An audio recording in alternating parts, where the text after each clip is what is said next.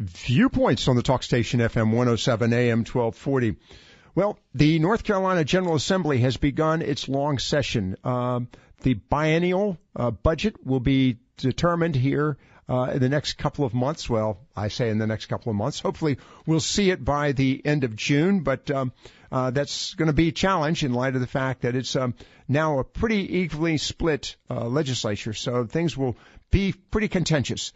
But in the process, need to look back at the past year. And joining us this afternoon to do just that is Larry Hart. He's a senior fellow with the American Conservative Union Foundation. And Larry, good evening to you. Thanks for joining us. Thanks for taking the time to be with us. Good evening, Lockwood. Pleasure. The pleasure's all mine. We're looking now at, most recent story, a $22 trillion deficit in Washington, D.C., and I have been warning our audience for quite some time that the states are going to have to start taking care of themselves. They're, aren't going to be able to run to Uncle Sugar every time they need a bailout. And North Carolina had a pretty significant problem about 8 years ago when we owed federal government over $3 billion just for unemployment support as a result of the recession. And the state dug itself out of that hole and, in fact, has been working diligently over the past couple of years to maintain not only a fiscally conservative approach, but also trying to develop surpluses. So with that as my observation, what is the observation of the American Conservative Union when it comes to North Carolina's General Assembly? Well, I'm actually delighted that we'll be talking about North Carolina today because North Carolina has very consistently in recent years, as you pointed out, done some very sound fiscal affairs. They've been very good about passing good conservative legislation. And they've been ranked in the top 10 for us in 2017. And in 2018, we haven't ranked them yet, but we expect they'll be in the top 5. So in the music business, that's sort of number 8 with a bullet. Right. And they keep going up. That's impressive. Well, looking at this, let's talk about the American American Conservative Union Foundation.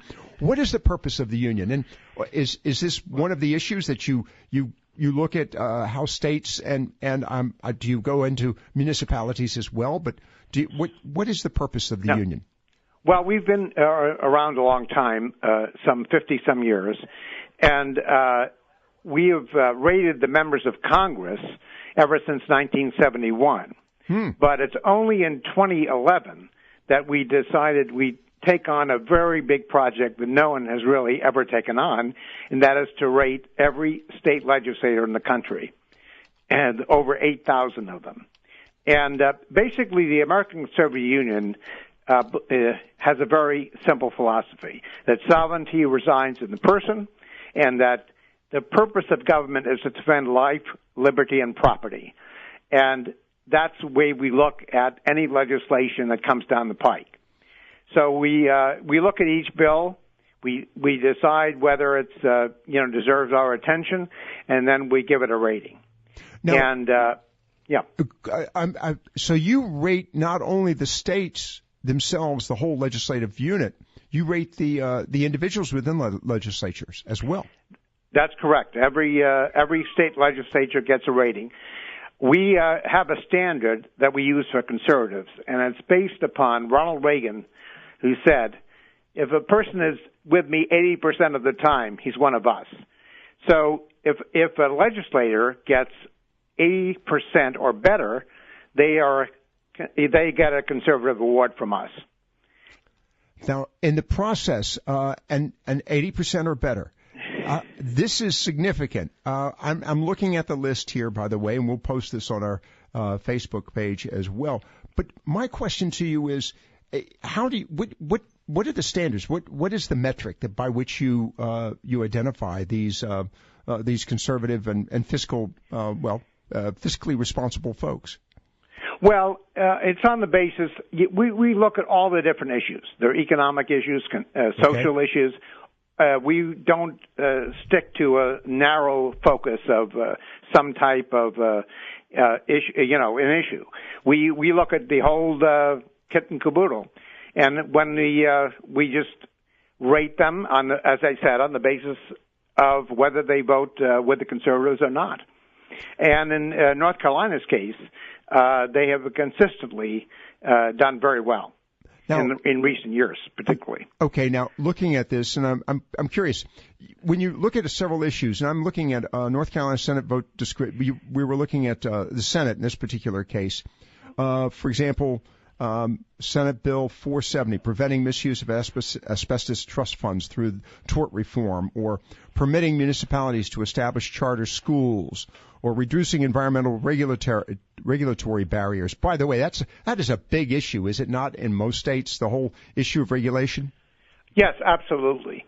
And basically, the purpose of the regulation is to lord it over the individual, is to put government in control of the individual. Right. And as I said, we believe that it's not the purpose of government to hand out favors to people. It's a purpose, the people form the government, and freedom resides in the individual. Okay. So anything in terms of, making it easier for businesses to thrive, for individuals to thrive, by not placing the heavy hand of government on them, we rate as an issue. For example, in the Senate, we have reducing environmental regulatory barriers. Mm-hmm. This was a good bill, HB 374, right, in 2018. And those who voted for it got a plus. Okay. And those who voted against it got a minus. It passed the Senate by a vote of 34-11. So that's a good example of what we're looking for. The other thing I'd like to point out, and particularly in North Carolina, is that 2018 saw a good effort at overturning the governor's vetoes. Right. That was the last year, I believe, that now that doesn't exist anymore. No, it does not. There's not a veto-proof. But I think that the Republicans in both the House and Senate took advantage of the fact that they did have enough votes to override the vetoes, and did so at a number of occasions. Absolutely. So, yeah. And that of course is one of the issues, and of course I think this is important. Why this report coming from the American Conservative Union Foundation, and by the way, joining us now to talk about this is Larry Hart. I apologize, Larry. Larry Hart. He's a senior fellow.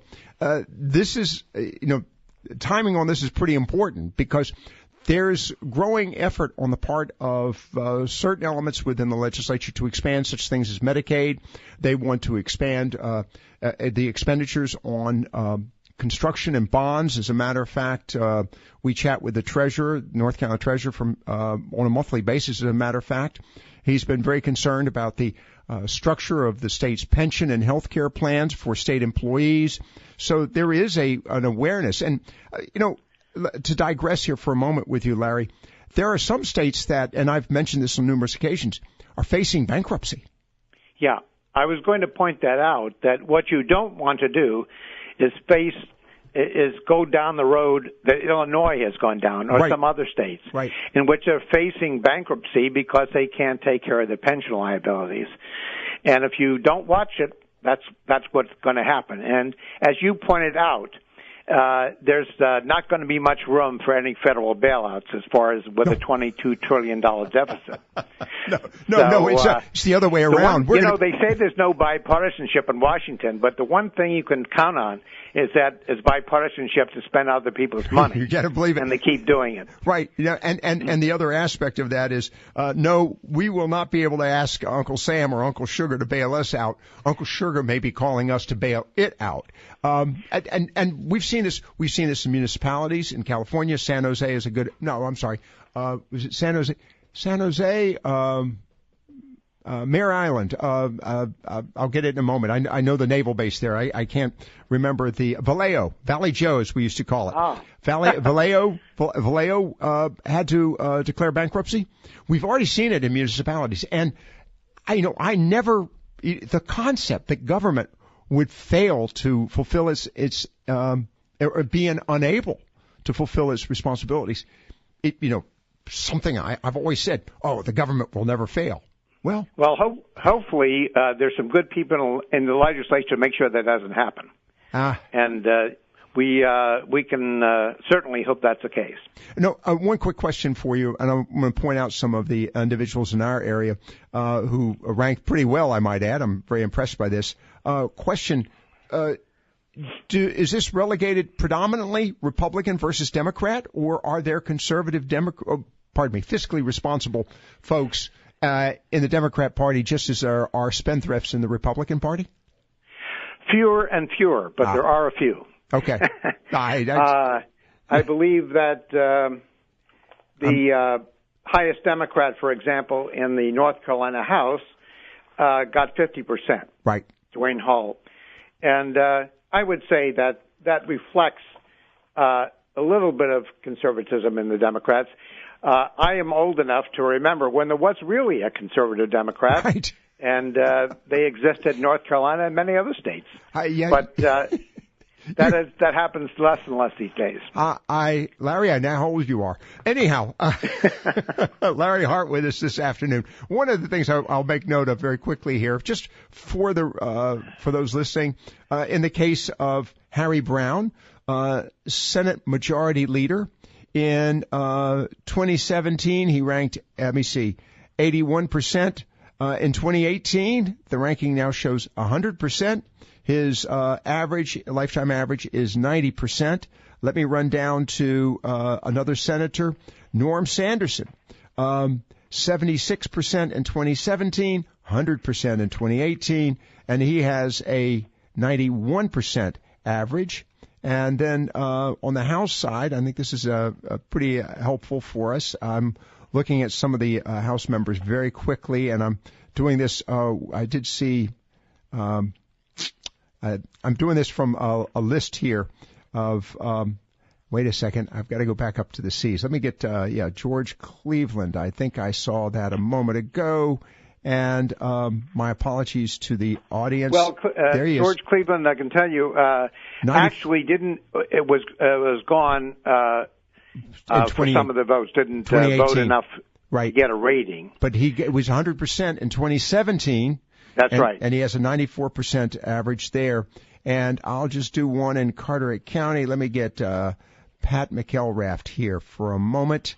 And that is, and ladies and gentlemen, I'm sorry for this. I should have pulled these out earlier. And I do not see. We have an 89. Okay. For McElraft and a lifetime of 85. So that's a very fine rating. Yeah. Well, this goes to the issue of the and I want to commend the American Conservative Union and by the way, I've got to put in the word foundation. These are the kind of discussions that I think states need to have more of. I mean, obviously we're talking about it at the federal level, but I would posit to you, Larry, that in many states folks just they take it for granted, or am I wrong? Well, the way I'd put it is this way: there has been gridlock in Washington for some time. Right. They can't even get a budget passed on time, as we've seen, and that's their major function. So a lot of what has happened is in the states. That's one of the things that motivated us to, put a team together to rate all the states, because we could see that all the action was happening there. And I think that's the case. I think this is a great effort on your part. By the way, it's the American Conservative Union Foundation. And is there more information that, for example, folks listening to this program could gain if they go to the website? Absolutely. Go to conservative.org. And you will find everybody's rating there, and not only in North Carolina, but across the country. All right. Larry, I do appreciate this. And I'm going to chat with you briefly off air, but I think this is a topic that needs further discussion going forward. Thank you very much for being with us this evening. Delighted to be with you. Viewpoints on the talk station, FM 107, AM 1240. Our guest this evening, and I do want to thank him for taking the time to be with us, Larry Hart. He is a senior fellow with the American Conservative Union Foundation. Stay with us for more here on Viewpoints on the talk station.